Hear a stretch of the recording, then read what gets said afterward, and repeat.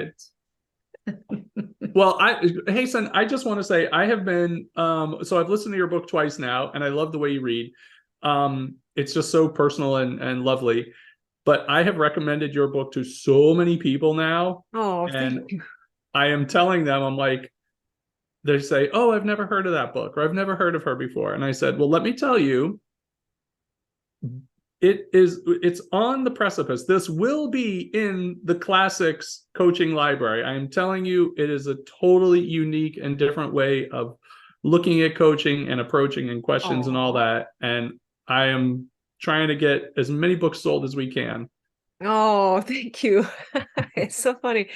Actually, somebody told me that it's becoming a steady seller. It's like, do not use that on this current book. Steady seller is like in my mind is like real classics, Jane Eyre and all those things. So I'm like, please don't use that term until like 20 years later. Thank you. Okay, so I'll stop Yeah. selling the book. Is that fair? Right?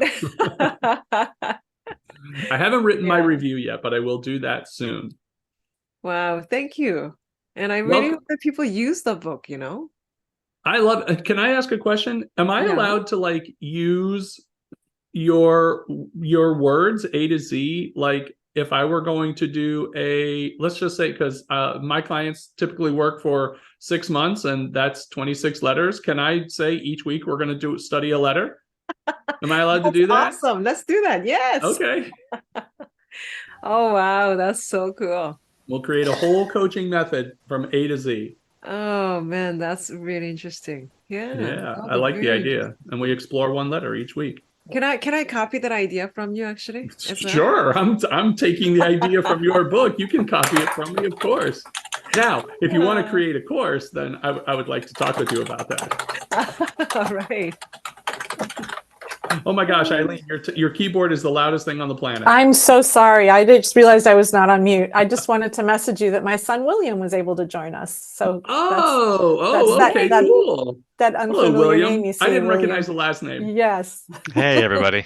Good evening. I'm so Hello. sorry my camera's not working right Oh now. my I'm trying gosh, that's a really good excuse, William. to trying to get that up and running, but I'm super excited to be here. Thank you so much to my You're mom for welcome. the invite, and I'm excited just to be a fly on the wall and soak up. And Awesome. Oh. I'll be honest, she gifted my wife and I became entrepreneurial coaches this year. She's a health coach, and I'm a personal trainer. Um, and so as part of just our ongoing development, we constantly are battering my poor mother with questions and how tos and experience and please. Wow. And And so I um, bought the Micha book. and so she bought I, us each a copy of the book, and I started reading it probably a week and a half ago. I'll be honest, I haven't finished it yet. But I fell in love. I read, I think, through just the intro, and I fell in love. I said, this is going to be something special. it Oh. The is Gift of Better very special. Conversation had me hooked. So thank you so Wow, much. that's amazing. William, Um, there's a chapter in it that I actually talk about my personal trainer as well. You will enjoy it. oh, I'm looking forward to it. Cool. Yes, I think that will be fun. Thanks for joining, son. Oh, Oh, now it's even sweeter. I know. Well, I actually use solution focused coaching. Hmm. So we actually have there's a group in Switzerland started by children of solution focused coaches. So Stephanie and Peter, they're a very good friend of mine, and their kids, when they're teenagers, they actually made a group called SFSFP, suffering from solution focused parenting. And of course, now in their 20s and now I think reaching 30s, they are actually themselves coaches, very, very lovely people. But I love it when actually mother and son they join. It's like that's so sweet. William, we're not gonna ask you. So, what's your experience of your suffering from your mother, who is also a practitioner, right? Oh gosh, yes. I think my mother was born a coach. So I've been getting the full experience since day Hey, I'm one still here. I can hear in you. the best possible way. Okay, thank you. That's Um, so sweet. and I'll tell you Oh. true, I think across, every different position I've filled and every different role I've occupied, I spent 10 years in corporate healthcare, um, Mhm. pursuing growth for no other reason than I just enjoyed working with people. I enjoyed developing personnel. I led teams of 5, I led teams of 50. And I don't recommend that to anybody. That was not a good time. 50 is a lot. Yes, it is a Um, lot. but I found that as I grew, I had less contact with the people, both customers, members, as well as the personnel, the associates. Mm-hmm. Um, and I sort of lost touch with a lot of my why. And then this year, my wife and I had the opportunity to take a risk and say, you know what, we're going to quit our day jobs and we're going to combine passion with profession and say, let's coach people. Let's do the thing. But I mean, all of that is inspired by years and years and years of listening to and watching Mm-hmm. my mom alongside a lot of mentors just Oh, do this for Eddie, me. so So here's my sweet. opportunity to try to hone my craft and give Oh back. my goodness. That is so sweet. Thank you, thank you. I'm just really excited. It's been going. I mean, anyone who's a coach, I'm sure can Wow. appreciate the entrepreneurial um, challenges, that come with it when you're sort of Mm-hmm. solo coaching. They're present, but I think each one Yeah. offers an opportunity to learn, right? It Yes, challenges us to just kind of rethink old paradigms, and so that's that's also right. been very exciting. And William, I'm so happy you actually say you mix the profession and the passion, because a lot of times people just go for their passion. It becomes their expensive hobby. Right. So I I could love see that you that. have both. Yes. Oh, that's so sweet. Mom coached him on that as well, and a little bit of dad too. And a little bit of dad too. No, she sent me a list of questions I had to ask before the call was over today, just so I could That's make not her look good. true. No, I'm just That kidding. is not true. I'm just kidding. All right, Jimmy, if you don't take it back from here, he No, can I'm talk gonna and just take keep over the whole talking. Yeah, session. yeah. He'll facilitate if you Please give him mute the me. mic. He's a Oh, total yeah, extrovert. well, So that's fine. You know what? If William wants to facilitate, that's fine. He just has to keep his facilitation to 10-second sound bites so that Haesun and the rest of the group can converse. I'm just That's messing fair. with you, This That's though. fair. is so cool though, eh? Seriously, so sweet. Thank Yeah. you. Wow. So, I had a question. So, I know you just got your book translated into a number of different Asian languages, and I think there was like complex Chinese. Is that? Oh my gosh, I might have messed that up. There's so Chinese, Korean, Japanese. Yeah, and then Hungarian, I think there are a couple others actually in the works right now. So it's very interesting, So actually. it's kind of Yeah. taking off, which is awesome. I am curious, how does an alphabetic book translate? Because that seems impossible. Yeah, that was what I was asking. So, I mean, so I was like, how are I going to do this? And actually, it Do started you have with to rewrite it? no, actually, the very first one was Korean, and they kept pretty much the same thing, but then everything is in Korean. But then they actually kept alphabetical order as is. So it's I can't find it here, but they actually kept A to Z, but then they translated to Korean. So it's A to Z is still there.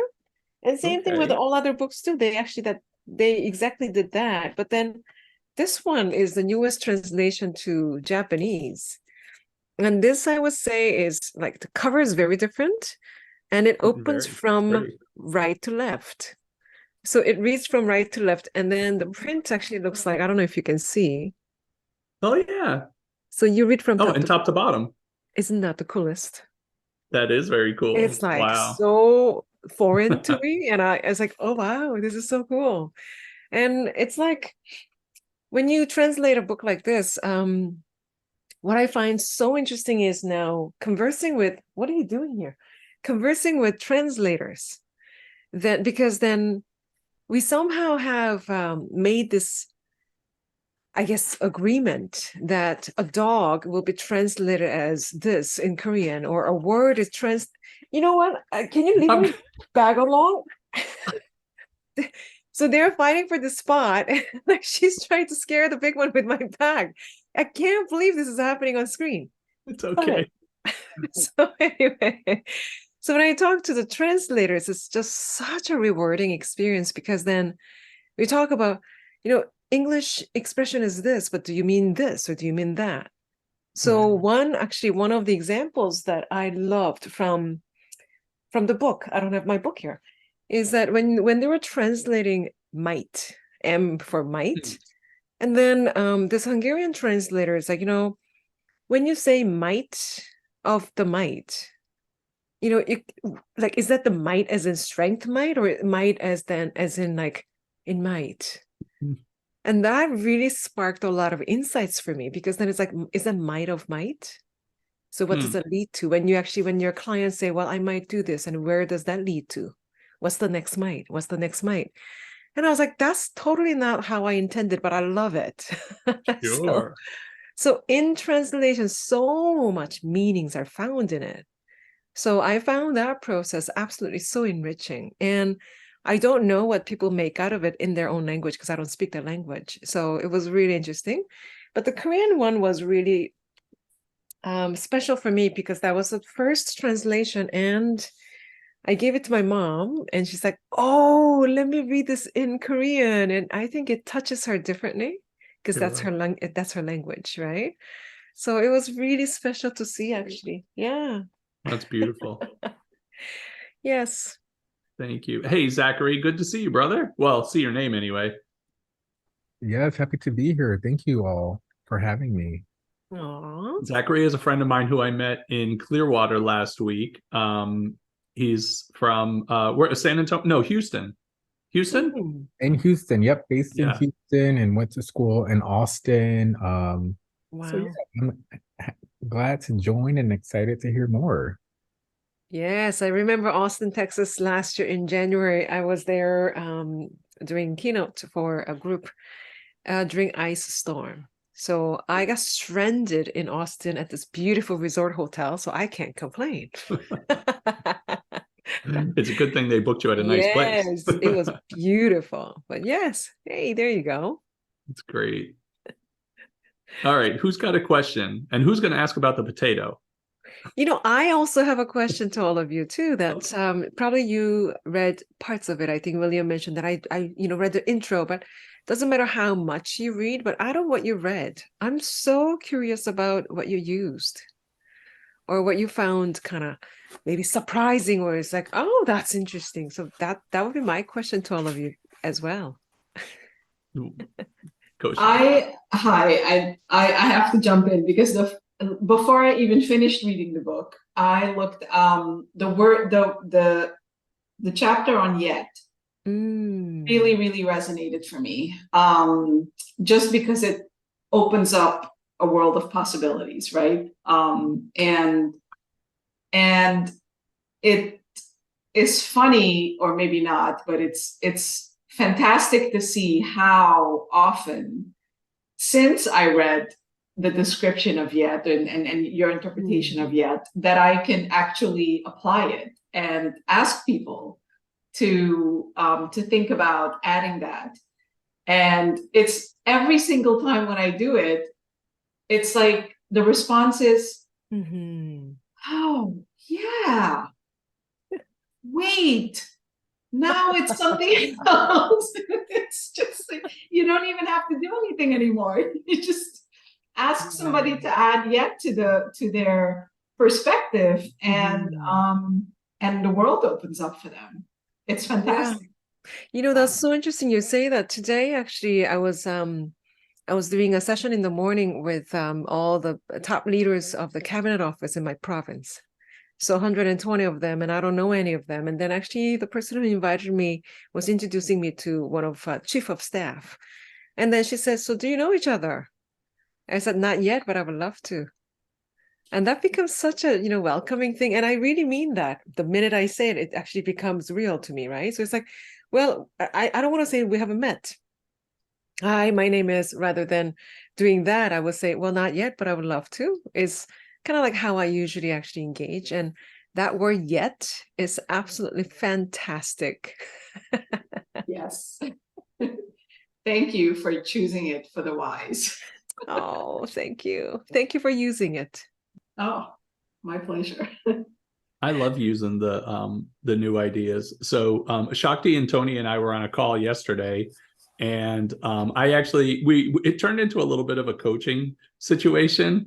And I got to use two of the words. And the funny thing was, Tony didn't realize it, and Shakti totally did, because at the end of our conversation, we were signing off, and I said, hey, I'll see you guys tomorrow. And oh, by the way, did you realize that I used some of the Haesun's language in the conversation? And Shakti's like, I knew it. I heard you say, suppose And oh my gosh, now I forgot what the other I think it was Already, which I love Already and Suppose. I mean, I love all the words, but those are really good. Those are really good.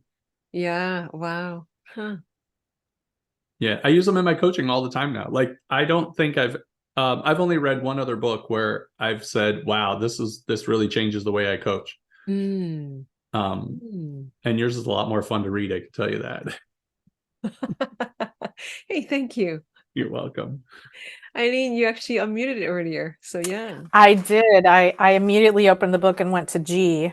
For me personally, and in my coaching, good enough was a huge shift, right? Because when we talk to our clients and they tell us, where they want to go, they're looking forward, kind of thinking how far, look how far I have to go yet to reach there. And we can ask them, well, what's gotten you to right now?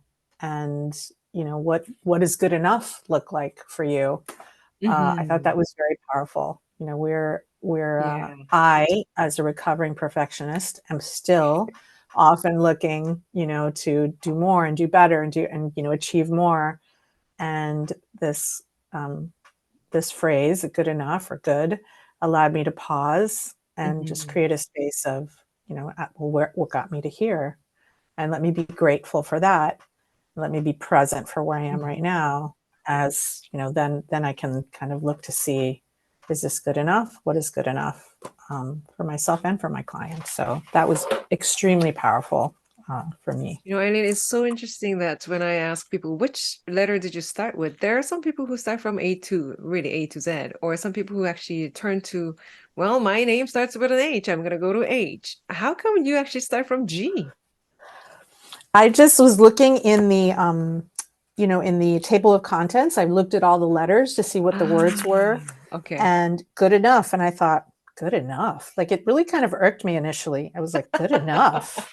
Wait, what do you mean good kind enough? Of standard is that? Yeah. And then I read it and it really resonated. And again, I think in coaching, we can often focus, because our clients come to us wanting to achieve something and feeling like they haven't achieved enough, maybe. And so to be able to help them shift their perspective, it's not like we're saying, it's not a negative thing. It's not like we're saying to them, you don't need to try, you don't need to move forward or evolve or change. Like, you can just stay static. That's not what good enough means. It's just, from my perspective, it's let's pause where we are here right now and look back, right? We're taught in coaching to move forward, leave the past in the past for the most part. But let's take a look back and see from back there to here, how did you get to this point, and how can we reframe this as good enough? And what is good enough? If this is not good enough, well, what does good enough look for you? Maybe it's not the 10 from a 0 to 10 scale, right? That's so true. Eileen, that's so interesting. This morning when I was actually with that group, I asked everyone, because I was teaching them, so here's a scaling, and I said 1 to 10, and somebody says there are 4. What would you say? And then people are like, what's getting in the way? And all those like typical sort of problem solving, like, wow, let's go, right? Be better, do more. And then there's this woman who's like, well, is that where you want to be? Is that good enough for you? So I'm like, I paused, because it's supposed to be like top level leadership in the government. It's like, who asks that? So then I actually turned to her and I said, you sound like a therapist. And then you know what she says? She's like, I am. It was hilarious that actually with our training, it shows when there are some things that we're doing definitely different, eh? So she was like, how did you know I'm a therapist? I was actually recruited as part of the COVID thing that I do health policy. I'm like, oh my gosh, obviously, because you talk different. So there's definitely something as a pattern that we do something very different and intentional. And I find that like surprisingly comforting that we are doing something quite different, actually. I agree. That's very powerful. Do you mind if I add on to the good enough, because Yeah. I mean, I really like it, and it's not it wasn't originally one of my favorite things, but as I was listening to the both of you, it occurred to me that, and it maybe, and maybe I'm wrong, but it seems like it's almost like a nice or natural way to end our coaching conversation, where we might say, are you good enough to move on with your day? Or are you good enough to, are you satisfied with what happened today? Almost like, if you're not, then let's keep going. Or to admit, yeah, I am good enough to go on. Yeah. And kind of honoring your now. Then I often say that a lot of times we live our life as if today is a shadow of yesterday or sacrifice for tomorrow. But then can we settle with this good enough? And so that we're not like, this is not a shadow, it's not a sacrifice. So I often think about that. And listening to what you all just said, it also strikes me that good enough, it gives the way we're talking about it here, it's giving space for the connotation with good enough to fall away, for it to have to take a different perspective on it, to think of it as actually something that is valuable instead of something that is negative, or something that is gonna pull you down, or something that you need to look at and feel bad about in any way, shape, or form. And I like that a lot about words in general. And since I started coaching, how I think more about, and really reading your book has really made me want to do even more and deeper on this. But it's thinking more carefully about the way we interpret words, or rather maybe shouldn't interpret words, right? And leave more space for understanding what it really means for that person, whichever person. Wow.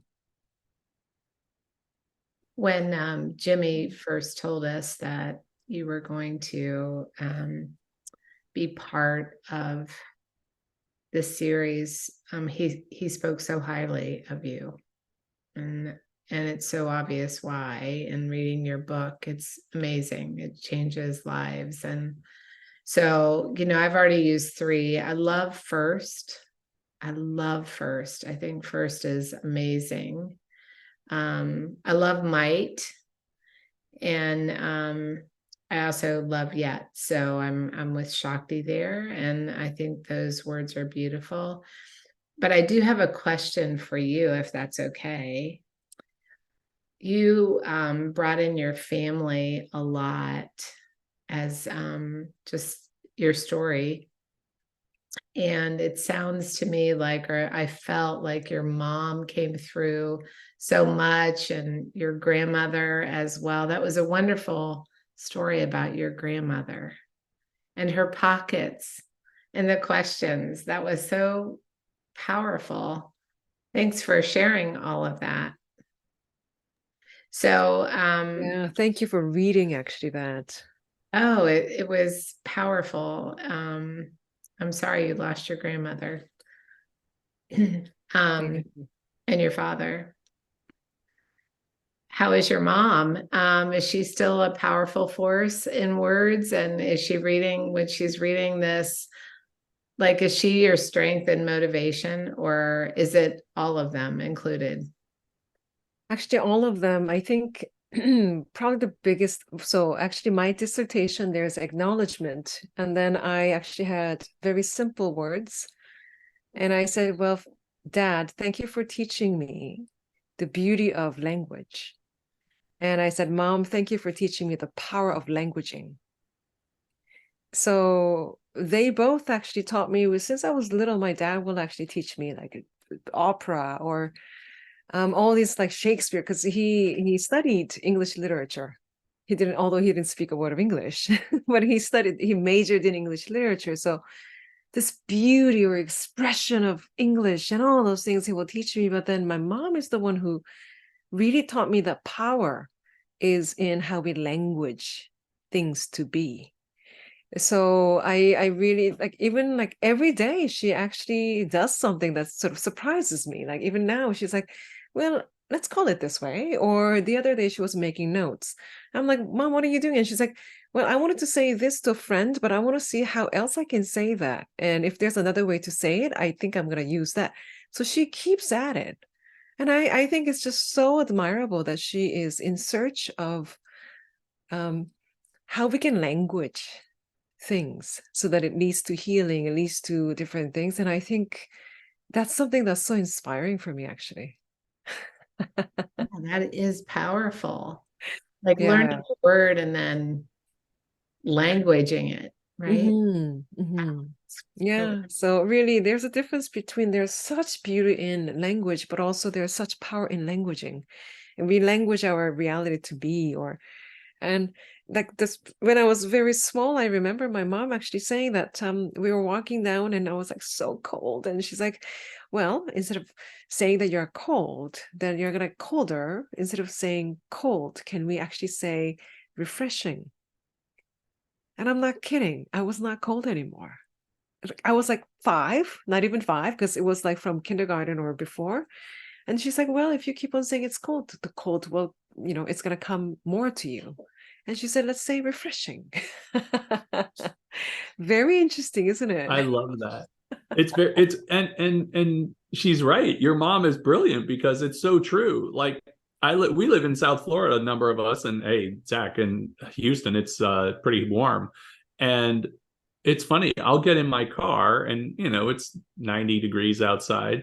Right now it's cooled off. It's like 82. But it's really hot or warm. And I just tell myself, well, this is comforting. And like the same exact thing. And my girlfriend will get in the car and she's like, oh my God, turn on the air. This is crazy. I'm like, it's just warm and comforting. It's a different kind of warm. It's not hot. It's warm and comforting. Like you don't need a sweater. Still And turn it on the actually makes you AC. feel cooler somehow. Like I don't try to, fool myself and say it's cool in here, but it's not hot.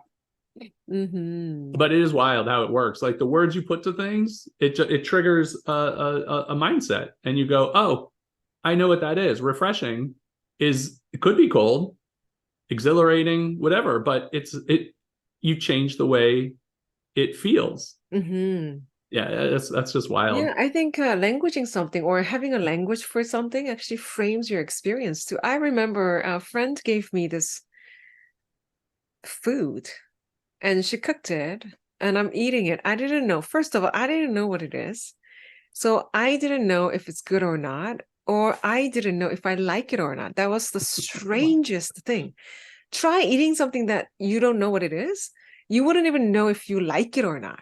Because it's just like you don't know what to do with it. It's like, what is this? And then You didn't know if it was meat or vegetable or fruit or whatever. It was just it was some something kind of unknown item. mushy, and I was like, what is it? And I was like, I put it in my mouth and I can taste a bit of salt, bit of sweet, but then it's like, do I like it?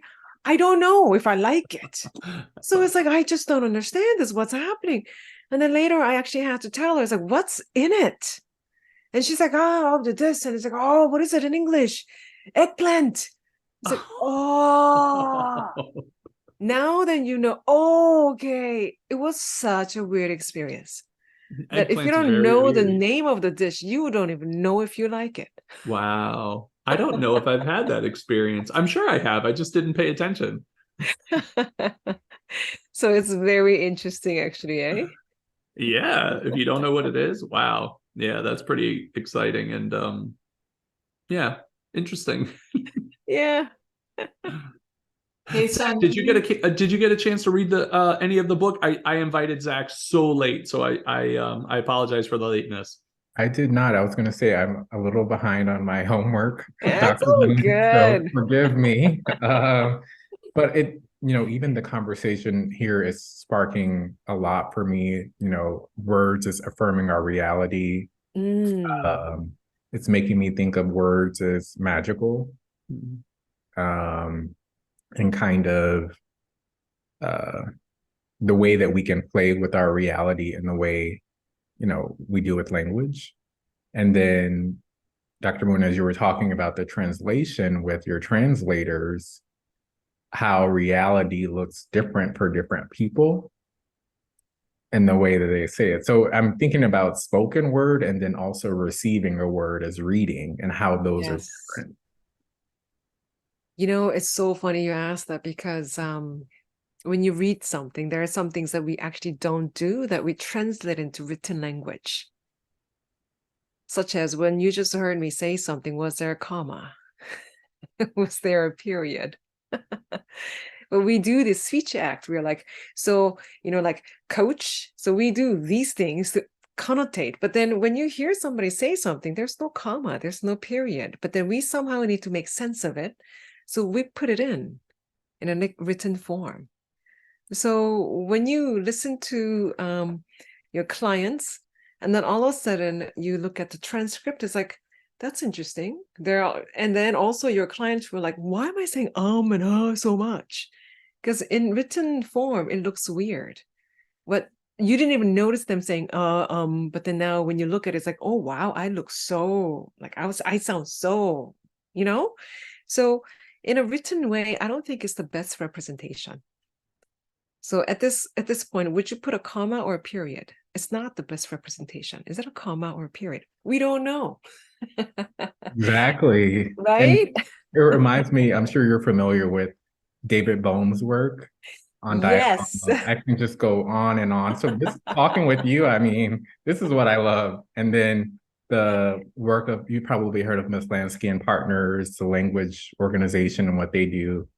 So Yeah, and clean language and all that work is all part of it. Absolutely. Yes. Do I actually have his book here? I don't have it here. But Michael MBS, actually, he interviewed me for one of his podcasts for, it's called 2 Pages. So he invites people to read 2 continuous pages from their favorite book. So I actually read 2 pages from David Bohm's dialogue. Right? I love that. Hold on. Yes. Hello, right? I know. Yes. So funny. So thank you. Oh, absolutely. I'm so glad that you're resonating with it. Yeah. What is your, Mhm. can I ask you, what is your favorite word in the Favorite book? word in the book? Uh-huh. Oh, it changes. It changes, but it's such a difficult question. I already know the answer, Dr. Moon. What is it? The answer is whichever one comes before you. Just like your mom said, you're like, well, you're my favorite because you're right here. That's perfect. Brilliant. Perfect. Yes, my whoever is favorite. in front of me. Thank you. Yeah. That's it. Wow, that's so incredible. See, there are some words that the stories are told and people may not have immediate connections. They're like, how does that story connect with that word? And I think some people actually get it. Right. So, for example, Jimmy, that word I think is from opposite, isn't it? Or was it it? might be. I think it might be, but I'm not sure. Yeah. I just remember the story because I loved it. Because I think when I actually look at all the words, I went with etymology of it. So, for example, I really liked words like recent, for example, because it's so ordinary. It's like, how is that even like a coaching thing? But then etymology of recent as a word is like, it's like rinse. You rinse off something. So then when I was looking at the etymology, it's like, oh wow, that's so interesting. And then the story came to my mind. The story of my dad telling me, this story, and it was such an interesting process of writing. Sometimes I will write a word and I don't know what that word means, but I wrote it.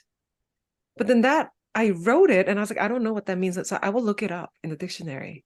And that's like a perfect word. I was like, how did I know? Because I didn't know the word. It's the weirdest experience, right?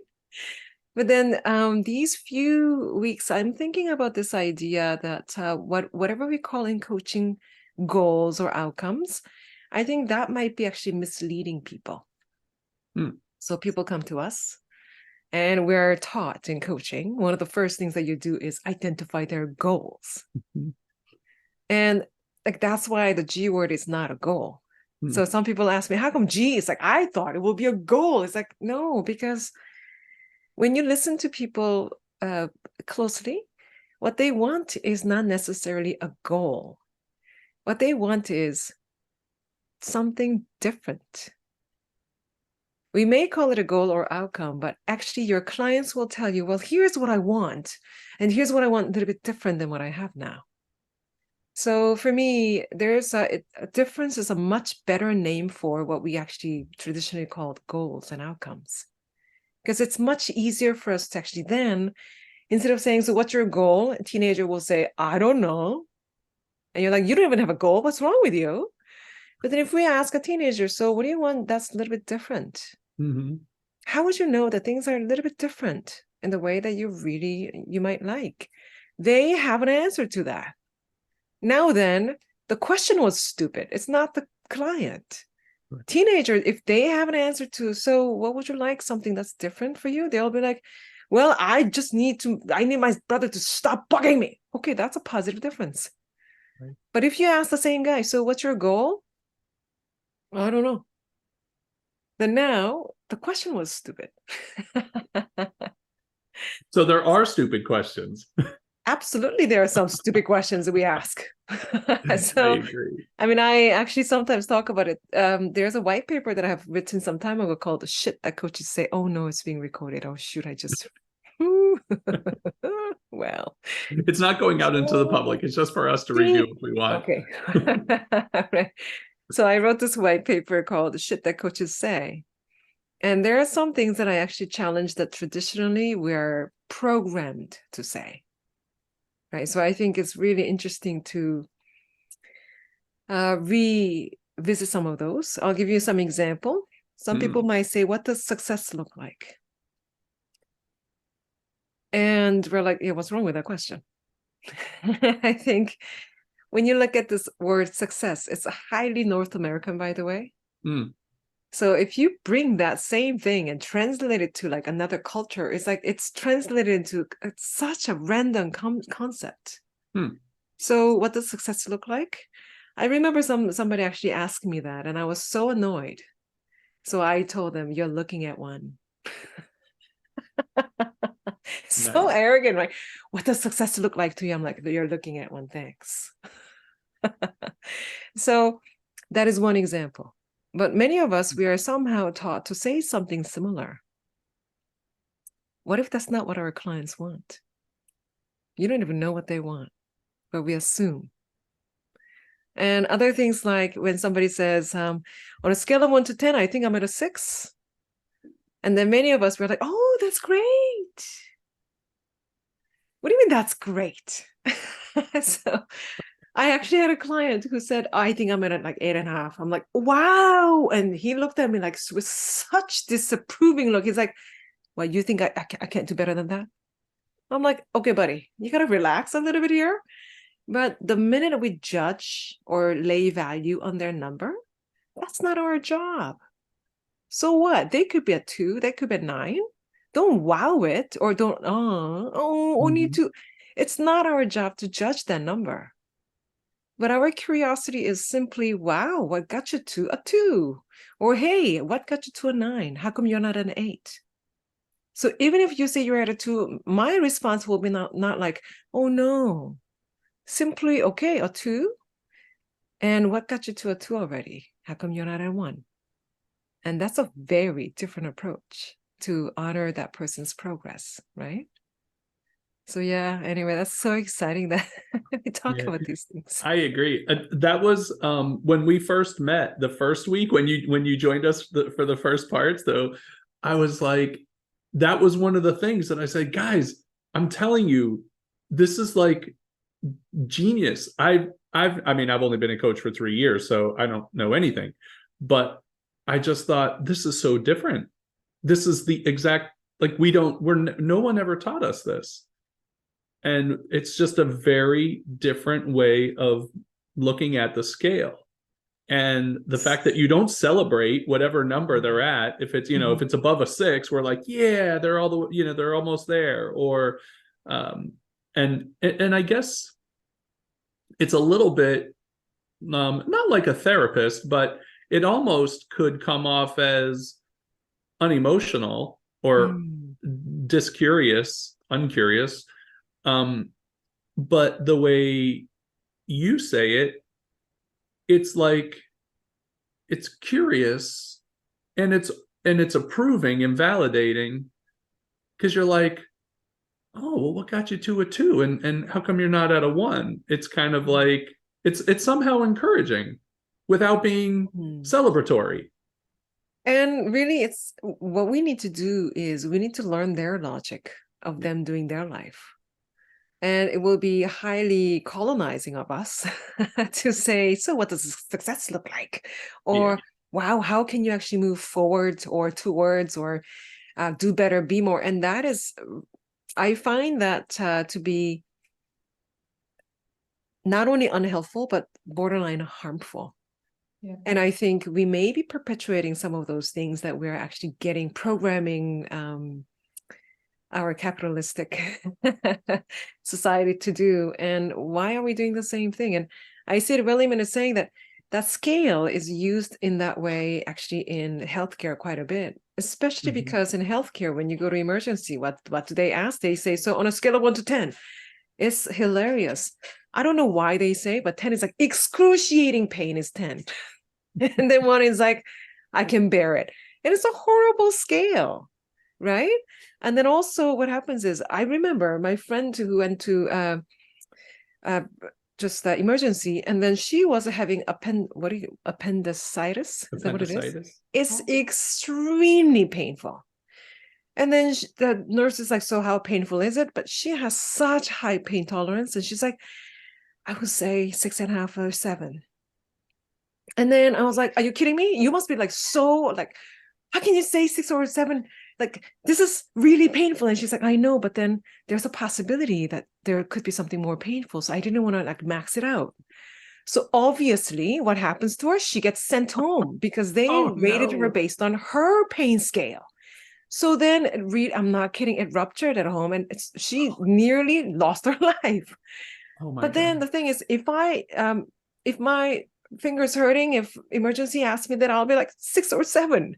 So how do we rely on people's self-report on a scale of 1 to 10? It's totally unreliable, and it's totally relative. Like, if you've given birth, exactly, I would imagine appendicitis is pretty close, but right. And then, the thing is, though, we are not somehow we think of the scaling as a standard tool. It's not. And then we need to actually learn about their logic. And how do we do that? And that's why actually there is this idea that this is a dialogic process, that you bring your logic, but I also bring my logic. And dia, as in across the table, as Zach, that's what Bohm talks about, that across the table using words, we are making sense together. So your logic and my logic need to somehow come in that interfluence. And that space is what I call interfluential space. And if you look at it, the conversation or coaching conversation is interfluential process, then another shit that coaches say is that, clients have all the answers. They don't. Then why are they there? You can just give them like question cards and say, go coach yourself, right? Sorry, that sounded like some swear. Go coach yourself. But seriously, like, it's go, because you have all the answers. It's not like that. It doesn't work like that. It's just interfluence. Without me being there, they wouldn't get there by themselves. They will go somewhere, but it will be different, right? So I think we should not be discounting our work either. So yeah, it's a very interesting idea. Is that white paper available? Are we allowed? Because I will consume that. I know. There are 20 shit that coaches say. And so I can find it online? I I asked them if they can release it, so I think they're reviewing it to make sure it's politically correct. Oh, okay. Well, then I'm going to make a big ask. Could you share that with me? I actually will when they make it available. I will. Okay. Oh my God, I can't wait to read it because that is like right up my alley. I love that. Yes. Like another one is like, how are you? Like, hello. Like, what? Or how can I help you? Give me a break. How can I Yeah, help you? Look at right. the assumptions in the question. How can I And what help makes you? you think I can help you? Like, come on. Yeah, that you need help. Yeah, And that that's you so need funny. help and that Our I'm the one to clients, help you. exactly. And then they actually then respond to you and say, well, I was hoping that you can help me with. And then you turn around and say, oh, they're so dependent. It's like, don't blame the client. You asked for it. Ah, that's so Eileen hilarious. says it sounds like a book in the making. It definitely should be a book in the making. The shit Well, that it are, coaches say. yeah, I don't definitely. I don't want to, it's like, yeah, but I think I it's know so you got much to be fun as a careful. white paper, eh? It's like, Yeah, and there's such research like all embedded in it. So I call it that, but it's a serious piece that's like, let's stop saying some phrases because it's right. not helpful. What's a No, I success? love it. Okay. And now when I ask a scaling question, I never ask about where they want to be. I always ask what got you there, which is something I Mm, never even thought of, let alone would put into practice. mm, But your storytelling around it and bringing that to light was just like that one just blew my mind. wow. Yeah, that was really awesome. Thank you for that. Yeah, that's so cool. All right, I'm going to go on. I have random questions. So my first random question for you, Dr. Moon, is do you have any senses that you feel are like more developed than others? What is more developed than others? Like something that you're like, hey, I have a really good sense of taste or smell, or kind of I'm curious about the way that you take in your reality as someone that's put out this work. Why? Why do you ask that? That's such a hilarious question. I told you it was random. I just had this conversation. That's why it's so hilarious, actually. Huh. I'm curious about the way that your reality filter. Okay. So there are a couple things, very personal, actually, information. But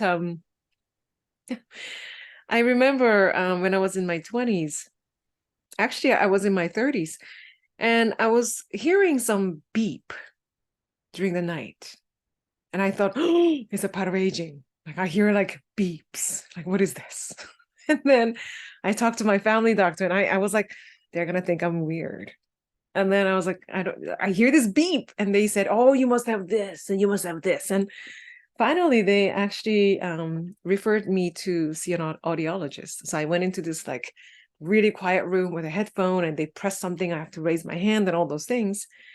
And usually you have to wait for the result for about 2 weeks. But then right after the exam, audiologist actually came out of his office on the third floor, came down, and he said, can I interview you? I said, sure. Like, what is this? I'm not kidding. He took out this tape recorder. I am sitting right there, right? It's like Eileen Williams situation. I am sitting there and he's going to talk about me in front of me. So like this guy actually take out his phone and like recorder and he's like, so a 32-year-old female and experiencing this whatever blah, blah. And he's making clinical notes in front of me. And he turned to me and he said, did you know that you actually have a canine hearing? And I said, I don't even know what that is. And he's like, actually, your hearing is better than canine. So you will hear things before your dogs do. And the frequency that I can hear up to is like baby rats, like small, like baby rats squealing for help. So that's the frequency that I can hear. Wow. So then what was so interesting is whenever I go to my friend's house with the rat plug, I hear the beep. Or like dog park, people use dog whistle. Stop it. It's Yeah. like, stop it, people. I didn't know anything different because I always had that. So anyway, this guy is like making clinical notes saying that, like somebody with like whatever hearing and this and that. And he's making clinical note. And I said, what is the beep that I was hearing? And he said, I don't know for sure, but I wonder if you are hearing the signals coming into your like machines. And I'm like, what? Mhm. And then that disappeared after the frequency changed for Wi-Fi. But that was such a hilarious experience for me. So it's so funny you asked me that. Yes. So please don't use dog whistles. Okay. Some people suffer. Takeaway. And then my other question was, what are some of your favorite fiction authors? Kind of how you get immersed in kind of other realities. Fiction. Yep. Fiction. If you read fiction. You know, I don't really read fictions anymore as I used to. Yeah, I don't really read a lot of fictions. But Okay. what was the last one? Usually it's kind of books related to it. But for me, actually, a lot of research books are fiction books for me. Okay. Because some of the research are completely made up. Some of them are really science fiction. So I recently read this book called Humankind. Some of you might know this book. Humankind by, what's his last name? Rutger. It's a Dutch author. And Humankind, a hopeful history. So he's positioning this idea that humans are actually designed to be kind, which is very different than how we actually understand. So he is debunking all this classic psychology like experiments. And he's a historian. That's amazing how much fiction that we are surrounded by. One of the most popular fictions that we are surrounded by is that there is such thing as reptile brain. That there's like fight or flight or lizard brain thing that people talk about. It's a complete hoax. But people still talk about it in coaching because it's so like fictiony. It's like, we love it. But it's a complete hoax. So when I read those things, it's like, this is a very interesting fiction. I love Hey, that. thank you for those questions. That's so cool. Thank you. Thank you. Shakti, you actually had your mic unmuted earlier. I did, and I've gotten so consumed by the story you just told that now I've completely lost the point. It was something that you and Jimmy were talking about, so it's been a while now. Okay. I think just in general, what I was coming up for me is that yeah, I think it's when you were talking about the white paper, and there's there's so much embedded in our everyday language that even if like the first thing you mentioned in that list of things that you were going through, but there's so much embedded in our normal language that we think is actually not filled with judgment, not filled with expectation. And a scale in and of itself is judgment in a way, right? Because I'm putting a number on it. And we all know that people have a connection with numbers. Every single human being I've ever met. So I'm certainly not going to assume that I'm working with somebody on the other side who doesn't think that a 1 has a meaning and a 10 has a meaning, right? That's the reason why there is a scale of 1 to 10. So there's just this embedded, I hate those kinds of questions. I hate asking about the goal. So, and I'm curious, what you think is a good way to start, but because I feel like I do have to create a frame, and certainly if I want to get certified. So what I do then, what I ask is, what would be of value to you today in our meeting? So it's maybe the same thing as a goal in a way, but I'm curious, what to you is then a good question to open up with if we're not looking for the word goal, because I do agree that the word goal is very loaded. I'm sure many of you actually have your own way of opening. And here's the thing, though, as a communication scientist, I often think about how so many people want to take a course so that they can become effective communicators.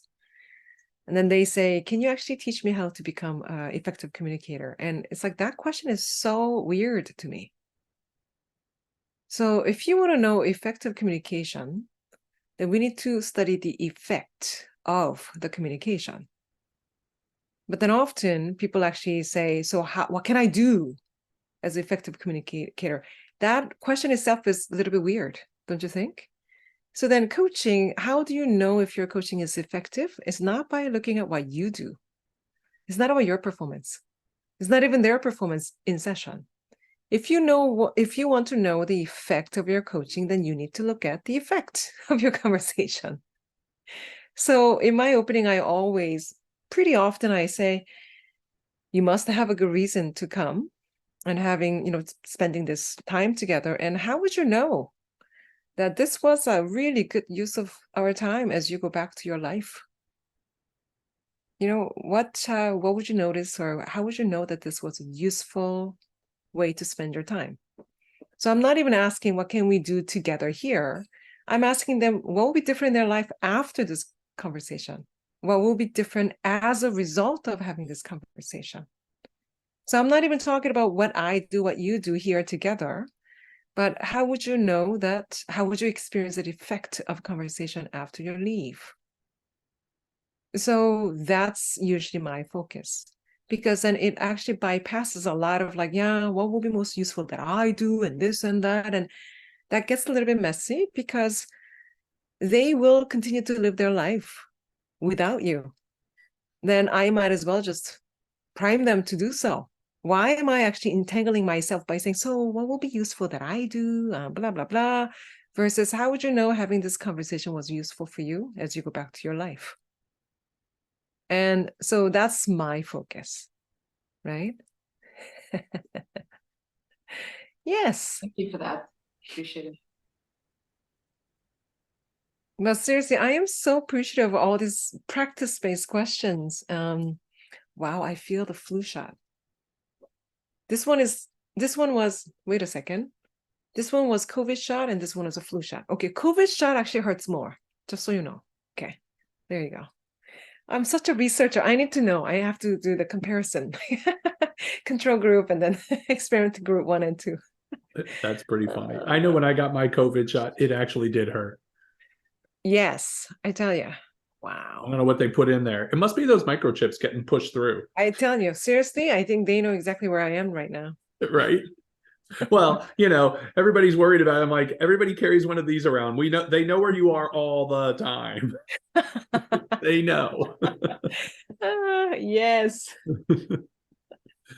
Oh my goodness. Wow, it's already almost 7 o'clock. We're at the top of the hour. Wow, Dr. Moon, thank you so very much for Okay, thank you. writing the book, writing the white paper, sharing time with us today. This was amazing. I think everybody in this room thinks a little bit differently now, and I know this was easily our best conversation with meeting the author. You are fantastic, and I can't wait to I can't wait to get up to Toronto to meet you. So and if you ever want to come to South Florida, I'd be happy to host you. Hey, there you go. I actually might be next October. Oh, very nice. I'll let you know. Oh, definitely. Yeah, keep us in mind. I would love to be able to have you come and speak with us or just go to dinner with you. Yes, that would be awesome. All of you. Oh, yeah, all of us. Zach, come on over. And Tony's eh? so I would love she knows how to get to Fort Lauderdale. I might be in Houston in January. So hey, there you go. Wow. Well, hopefully it won't freeze over like last time. That's right. But anyway, so lovely to meet all of you. Thank you so much for your time today and everything. We appreciate you very, very much. Yeah.